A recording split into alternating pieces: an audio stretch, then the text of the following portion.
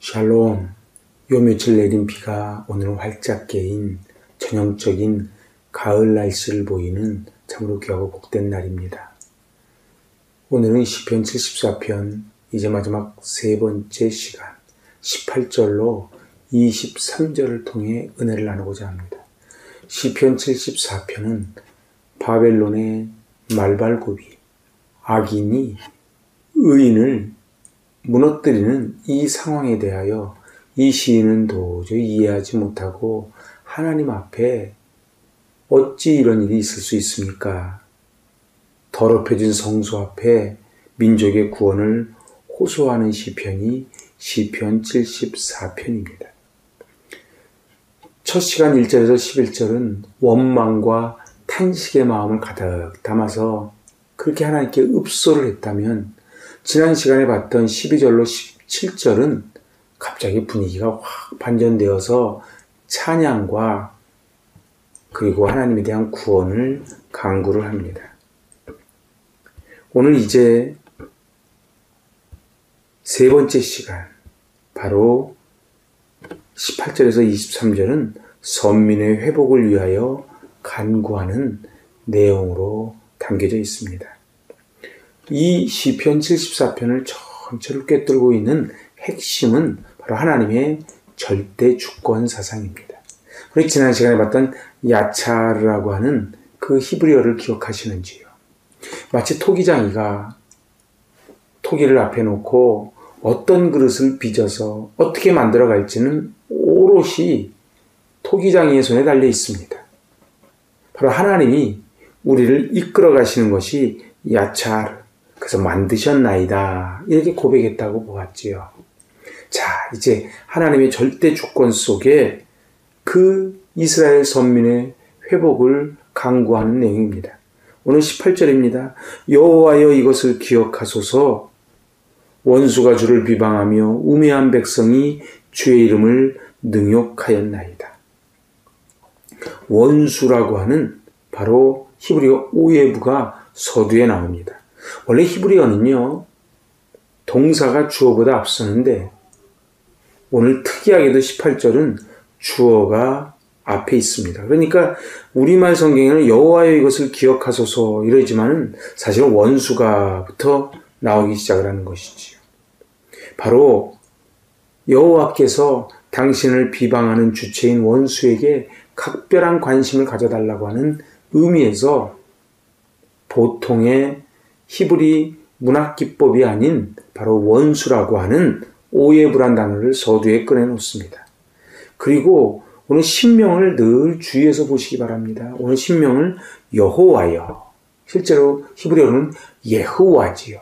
이 예호와는 바로 하나님께서 모세를 호렙산 떨기나무 아래 부르실 때에 당신을 가리켜 당신은 누구십니까? 했을 때 예호와란 단어를 씁니다. 나는 스스로 있는 자로다. I am who I am입니다. 이 예호와라는 신명은 아브라함, 이삭, 야곱, 그때에 바로 하나님이 언약하시고 구원을 이루실 때 쓰는 신명이 바로 예호와입니다. 실제로 시내산에서 이제 언약을 맺을 때에 그때 하나님이 예호와를 쓰지요. 또한 우매한 백성이 할 때의 우매한은 바로 히브리어로 나발입니다. 이 나발은 지적인 무지와 더불어 윤리적으로 악하다고 하는 의미가 담겨있는 것이 나발입니다. 그러니까 이 우매하다는 것은요, 바로 어리석은 것도 되고 악한 것까지 다 포함되어 있습니다. 그런데 그들이 어떻게 했어요? 주의 이름을 능욕하였나이다. 주님의 명예, 권위, 명성을 땅에 떨어뜨리고 하나님을 인정하지 않았습니다. 그런 뜻입니다. 그래서 오늘 이제 19절, 이제 은유법을 사용하는 시적 표현이 나옵니다. 19절입니다. 주의 맷비둘기의 생명을 들짐승에게 주지 마시며 주의 가난한 자의 목숨을 영원히 잊지 마소서. 바로 맷비둘기는 대적에게 아무 저항도 못하고 유린당하는 유대 백성이고 들짐승은 유다를 공격하는 포악한 바벨론을 의미합니다. 이 시인은 주의 백성들이 바벨론의 말발굽 아래 유린당할 때에 하나님 그 약속을 잊지 마시고 소망과 열정을 결코 저버리지 말게 하십시오. 그래서 가난한 자의 목숨을 영원히 잊지 말아달라고 하나님의 약속을, 저희는 비록 그 약속을 어겼지만 하나님이 약속을 기억해달라고 기도합니다. 그래서 오늘 20절입니다. 그 언약을 눈여겨보소서. 무릇 땅의 어두운 곳에 포악한 자의 처소가 가득하나이다. 언약을 기억하여 주십시오. 표준세 번역은 이렇게 번역하지요. 오늘 이 언약을 눈여겨보소서, 언약을 기억하여 달라는 것이 이 시편 74편의 키워드입니다. 하나님과 이스라엘 백성에게 언약은 굉장히 중요한 의미를 담고 있습니다. 언약은 관계의 출발점이자 관계 유지의 근거가 되는 것이지요. 그래서 시인은 자기들이 위기에 빠졌을 때 하나님이 약속하지 않으셨습니까? 하나님은 상한 갈대를 꺾지 아니하시고 꺼져가는 등불을 끄지 아니하시고 시건치 아니하시는 하나님이신 줄로 저는 믿습니다. 하나님, 그때의 약속대로 저희를 지켜주십시오. 이제 그 언약을 눈여겨보소서 한 다음에 무릇 땅의 어두운 곳에 그 사이에는 왜냐하면이 들어있습니다. 그 언약을 기억해 주십시오. 눈여겨보십시오. 왜냐하면 땅의 어두운 곳에 포악한 자의 처소가 가득하기 때문입니다. 그렇게 번역이 되는 것이지요. 바로 바벨론의 폭력이 난무함을 고발하는 것입니다. 그래서 오늘 21절입니다. 학대받은 자가 부끄러이 돌아가게 하지 마시고 가난한 자와 궁핍한 자가 주의 이름을 찬송하게 하소서. 이스라엘 백성이 이렇게 기도했는데 아무 도움을 받지 못하면 하나님의 이름이 욕되이 될까 염려됩니다. 그러면서 가난한 자와 궁핍한 자가 주의 이름을 찬송하게 해달라고. 바로 비록 하나님의 백성들이 극도로 약해져 있지만은 구원에 이를 것이고 하나님을 찬양케 되는 영광된 미래를 소망하는 내용이 바로 주의 이름을 찬송하게 하소서. 그래서 우리 22절입니다. 하나님이여 일어나 주의 원통함을 푸시고 우매한 자가 종일 주를 비방하는 것을 기억하소서. 표준세 번역은 하나님 일어나십시오. 매우 강렬한 표현입니다. 여기에서는 신명이 엘로힘입니다. 바로 일어난다는 것은 히브리어 쿠마지요. 이건 동작으로 일어나는 것뿐만이 아니고 중요한 일을 앞두고 결단할 때 쓰는 단어가 쿠마라는 단어입니다. 하나님, 전능하신 하나님, 이제 결단해 주십시오. 그것이 바로 하나님 일어나십시오. 왜요? 주의 원통함을 푸시고 어리석은 자가 우매한 자, 어리석은 자, 종일 주를 비방하는 것을 기억하소서.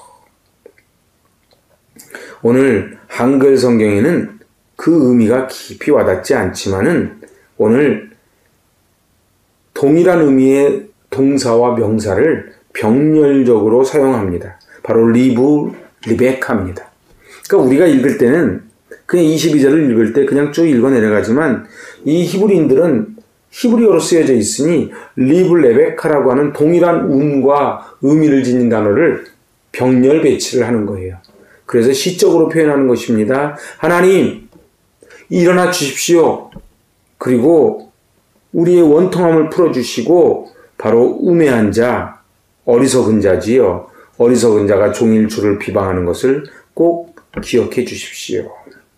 오늘 이제 마지막 23절입니다. 주의 대적들의 소리를 잊지 마소서. 일어나 주께 항거하는 자의 떠드는 소리가 항상 주께 상달되었나이다. 이것도 하나님 표준세 번역은 조금 더 뜻이 더 와닿습니다. 주님께 항거해서 일어서는 자들의 소란한 소리가 끊임없이 높아만 가니 주의 대적자들의 저 소리를 부디 잊지 마십시오. 계속해서 잊지 말아달라는 것을 반복합니다. 원수들은 지금 신성모독을 하고 있습니다. 하나님을 모욕하고 하나님의 백성을 비방합니다. 성전은 다 회파되었습니다. 성전의 기구를 가져다 자기들 술잔으로 사용해버리고 말았습니다. 바벨론군이 승리에 도취되어 하나님을 모욕하고 하나님의 백성을 비방하는 소리를 이제 결코 버려두지 말아 주십시오. 그래서 그 언약을 눈여겨보소서. 굉장히 그 20절 그 언약을 눈여겨봐달라는 것이 굉장히 중요합니다. 바로 아브라함, 이삭과 맺은 언약, 다윗과 맺은 언약, 그리고 시내산의 언약.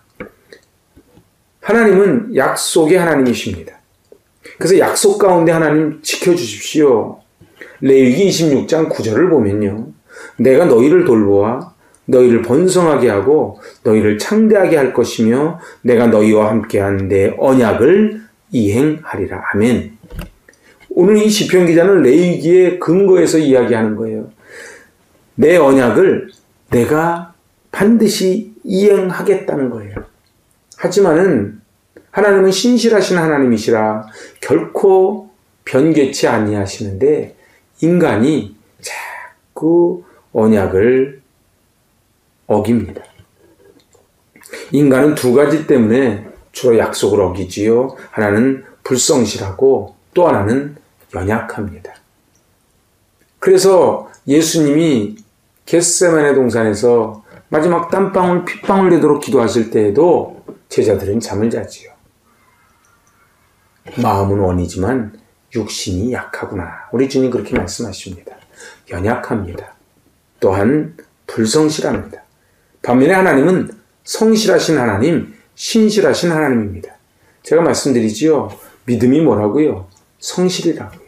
믿음이 충성이라고요. 그러니까 죽도록 충성해라. 그 소리는 죽을 때까지 끝까지 그 자리를 잘 지켜라. 그 얘기입니다. 이 시인은 하나님의 성품을 너무도 잘 알고 있습니다. 그래서 비록 자기들이 징계받아 마땅하지만 하나님 이제 언약을 기억하고 언약을 지켜달라고 읍소하고 있는 것입니다. 다시 일어나십시오. 회복시켜 주십시오. 우리 인생을 살아가다 보면 어찌하여라고 하나님께 탄원할 수밖에 없는 상황을 종종 만나곤 합니다. 어찌하여 하나님 이럴 수 있습니까? 하나님 어찌하여 나에게 이 어려움을 당하십니까? 우리가 어려움을 당하는 건 둘 중에 하나지요. 우리의 죄 때문에, 그리고 하나님이 우리를 담금질시키기 위해서. 우리의 죄 때문이라면 철저히 회개를 해야 되고, 그리고 하나님의 또 다른 목적이라면 참고 인내하는 것입니다. 하나님의 때가 되면 하나님께서 이루어 주실 것입니다. 능력의 하나님께 이제 이 시인이 기도하듯이 하나님 기억해 주십시오. 하나님 그 언약을 눈여겨 보십시오. 저는 그래서 우리 인생 살아가다가 참 어려운 일을 당할 때마다 늘 이 시편 말씀을 묵상을 합니다. 또한 예레미야 말씀을 묵상합니다.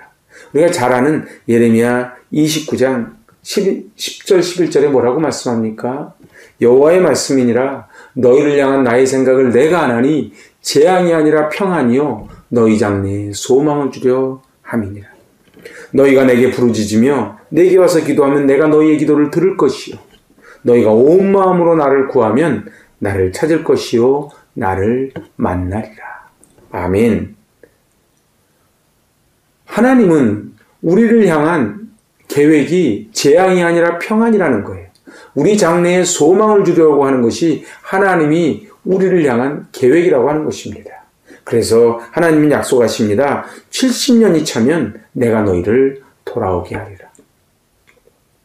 이스라엘 백성들은 저 바벨론의 말발굽 앞에 어찌할 바를 알지 못하는데 하나님은 반드시 그 약속을 지키셔서 회복시켜 주십니다.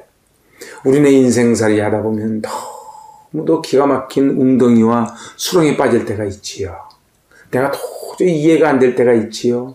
그러나 저는 분명히 믿는 것이 있습니다. 신실하신 하나님, 우리에게 가장 좋은 것을 허락하신 하나님이 우리를 가장 선한 길로 인도해 주실 것이라고 하는 확신입니다. 그래서 이 확신이 있는 사람에게는 평안이 있고 평안이 있으면 기쁨이 있지요. 오늘 깊어가는 가을 주님 약속을 신뢰하고 무릇 지킬 만한 것보다 우리의 마음을 지켜 70년이 참 회복시켜 주신다는 하나님의 음성 앞에 아멘으로 승리하시는 저와 여러분 되시기 바랍니다. 아멘. 기도하십니다. 하나님 아버지 감사합니다. 하나님 그 언약을 기억하여 주시고 이제 벌떡 일어나 주십시오. 세상은 나발들이 얼마나 많은지요. 하나님은 없다. 그리고 바벨론의 교만처럼 교만하여 하나님을 멀리합니다. 하지만 주님, 이 어려운 때에 하나님과의 언약을 기억하고 하나님께 기도했던 시편 기자처럼 저희들 참으로 힘들고 어려울 때에 하나님과의 언약을 기억하게 하여 주시고 신실하신 하나님의 손을 붙잡게 하여 주시고 그리하여 주님 손 꼭 붙잡고 승전보를 울리게 하여 주시옵소서. 예수님의 이름으로 감사하며 기도하옵나이다. 아멘. 샬롬. 주님 손 꼭 붙잡고 승리하시길 바랍니다. 아멘.